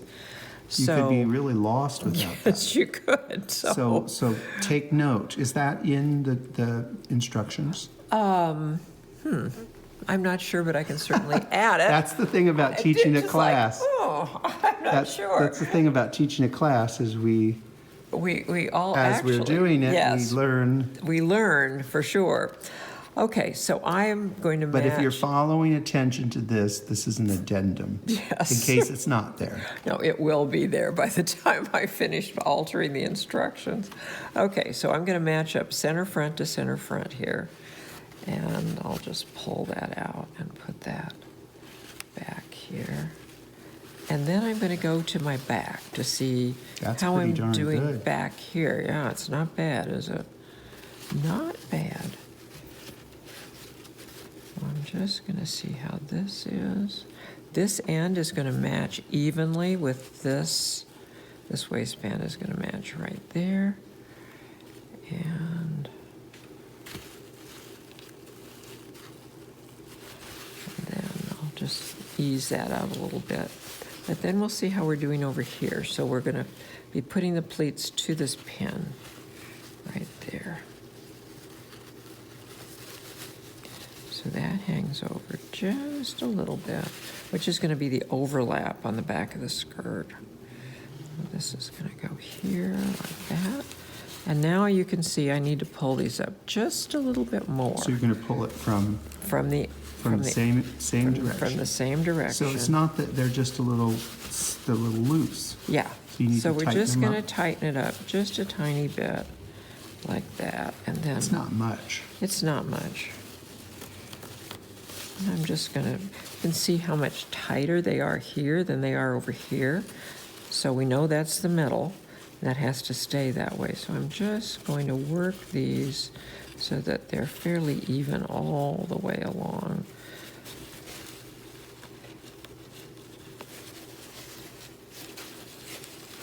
I'm going to turn it on this side and make sure that that really is where it's supposed to be, which is right there.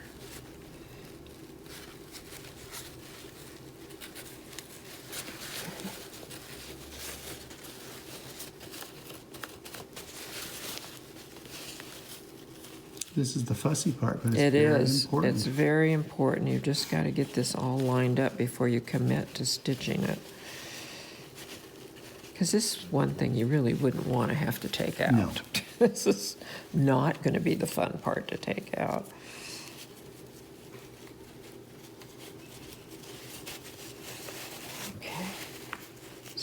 think, and I'm going to try to move this. The start of this is difficult.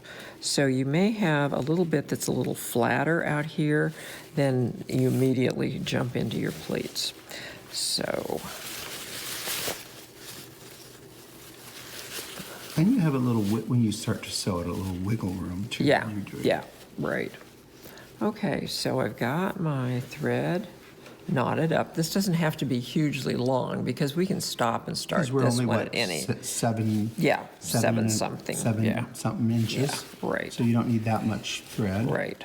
Now, is this going to be a single or a double?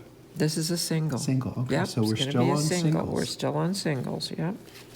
So I'm going to pick up the skirt silk and I'm going to go through the waistband like that. And I'm going to get this started and then we'll work into some pleats. What stitch would you call this? What type I'd of like stitch? a whip stitch, I guess, Okay, is the like a whip because it's stitch. over and over and over again. So I think a whip stitch is the right definition. So it could be really done, whip stitch, quick. It's a Yeah. quick and, Yeah, not really. Maybe your first two stitches here are going to be quick, but the rest of it is well, because you have not. to try to catch all these You have to catch. 26 inches of material into Yes. 7 inches. And it's very specific where you catch it. You catch it at the front of this pleat only. So it's only at the front. Right. So So it's I'm not the back. No, it's not in between. It's in the valley at the deepest point and the point that's touching the waistband. So I'm going to, So since that I'm way still. it will actually hang. Yes, right. It's going to hang. Yeah. But when we've got this Hanging little by bit a of thread. it's truly hanging by a thread. When we've got this little flat place here, I'm going to push in one more pleat there. Can you see how I took that flat place and pushed it in? And that gives me a valley to pull into. So then we'll do that.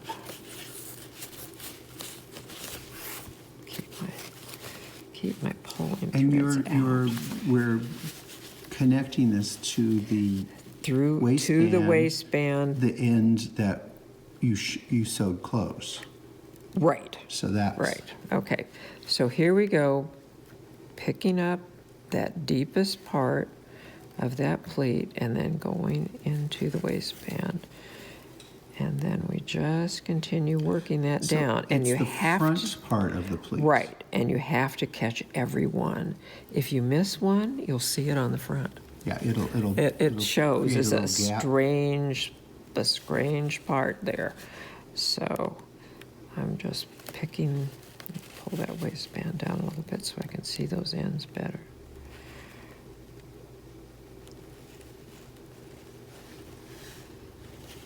Yeah.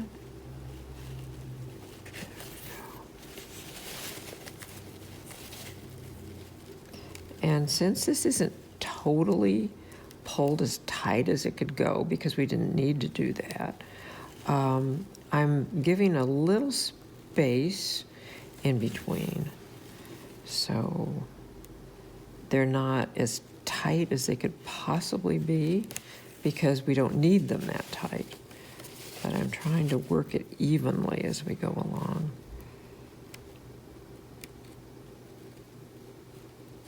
You can see I'm pulling some of the pleats back where they're, wandering this way. I'm picking them up and then putting them back where they're supposed to be. This is something too, since they do have the pattern in the kit, they could test this out on a little test piece of fabric. Right, yes. And if it's something they've never done before, Yeah, I mean, it's not difficult, it just takes, it just Practice. takes practice. There we go. I mean, it doesn't seem when that it should really work, but it does. It does. In some strange way, it turns out to be absolutely wonderful. And I always wonder at how this technique was developed. Who's the first person that ever did this and saw how neat it was?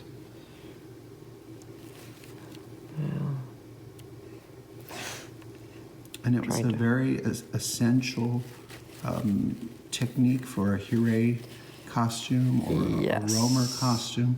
They did other types of Yes, you skirts. see a lot of pleating as well, but you see a lot of cartridge pleating. And the same with Rose Percy's wardrobe. She Yes, has both. right. Now let me turn it up to show you what it looks like on the front side. Here's It's where our looking really last good. stitch is. Yeah. Oh yeah, that's Yeah. hanging. It looks like it's going to hang. It's going to perfect. hang. And you actually, when you do it, when you finish, you just give it a yank up. So it's really sitting totally flat Right here. So you have to do that, or Yes. it's not going to. Yeah, it's not going to It's hang gonna right. So be- it pushes all the pleats to the It kind back. of pulls everything in the right Yeah, direction. in the right direction, right. So this just takes Time. time and perseverance and if you miss a pleat, it's not the end of the world. You don't have to start over again. You just go back and pick it up with another thread. Sure. So that you don't see that And you'll gap know on the if you front. do. You will. It'll be very obvious.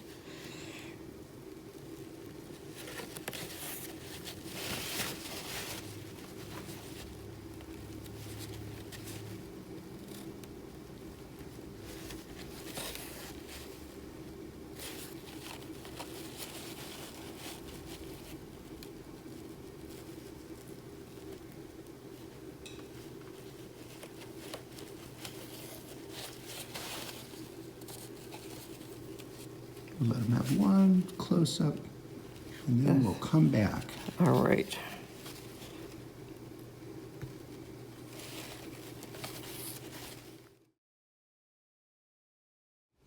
Okay, we have the cartridge pleating finished now, so the last thing we need to do on this skirt is to put up the hem. So I call for 1.5 inches, so I'm using my handy dandy ruler here to press in the 1.5 inch hem. Make sure that we're right here.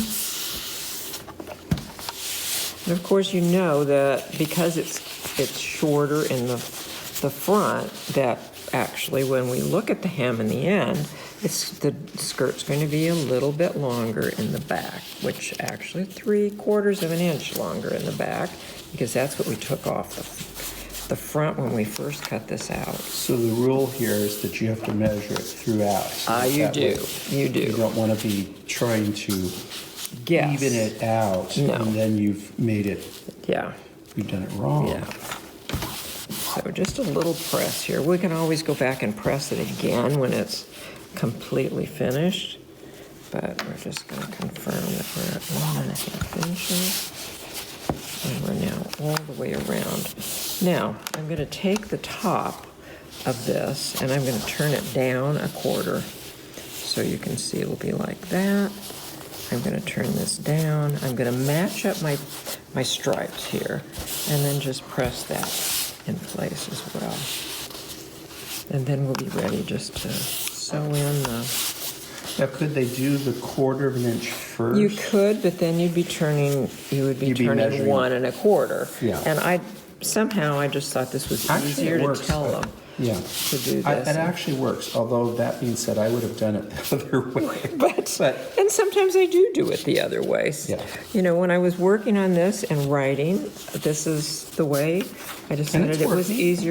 easier to do. So. And you're not going to make a mistake. you No, know, the no, we measurement. know we have the 1.5 in place there. And you're pinning it as you press it. Not really. No? I'm just pushing it under, Okay. checking I checked my original thing. The nice thing about the stripes is you don't really have to worry because you know those are going to be running right together. So it's not like we have to jiggle anything. And this was a rectangular piece, so there was really nothing to work in. Okay, so we're going to take this back over here. Okay, now the last part of this underskirt, as far as the construction of the skirt is concerned, because we still have to add a ruffle to it, is we're going to be doing a slip stitch hem. And again, we're going to be making sure that our stripes are running together and not wandering off in their own direction. So I'm catching just a tiny bit of the silk behind. And So there should just be a little tiny little speck. pick, yeah. And then flea bite. a flea bite, yes, that's a good way to put it. And doing that. So this just continues like that all the way around. And I think I run, it's more than a quarter that I'm running down, but not a half, not as much as a half. And we don't even need to pin because we have the stripes as our guide here. And aren't we going to be putting a ruffle over this We too? are, but we still want it neat Yes, underneath. we should. Because You know, if but you're if we're right. There is, inspected- yes, if they're inspected, it's gotta look good. So, and I don't tend to pull this too tight because I don't want it to pucker. I want it just to lay there together nicely. And some threads from the silk, which before, but just maintain the stripes running together. Pick a tiny, tiny bit. And on this, where I was using the longer needle for the cartridge pleating, now I've switched to a short needle because I like the shorter needle for work like this, where I've got, seem to have a little more control. We're kind of, we could use the stripes as a gauge, can't we? Yes, you can. So if your stripes are lined up, that's what we're after here. And then we're kind of doing like right in the center of each stripe Yeah, as the in and out. right. So let's turn it over on the other side and see that you can hardly see. You can see a little tiny bit Little of a flea pick. bite, but Just a that- little I flea mean- bite, but that's not unattractive. No. Yeah. No, that's perfectly acceptable. All right. So this just continues until we get all the way around to here.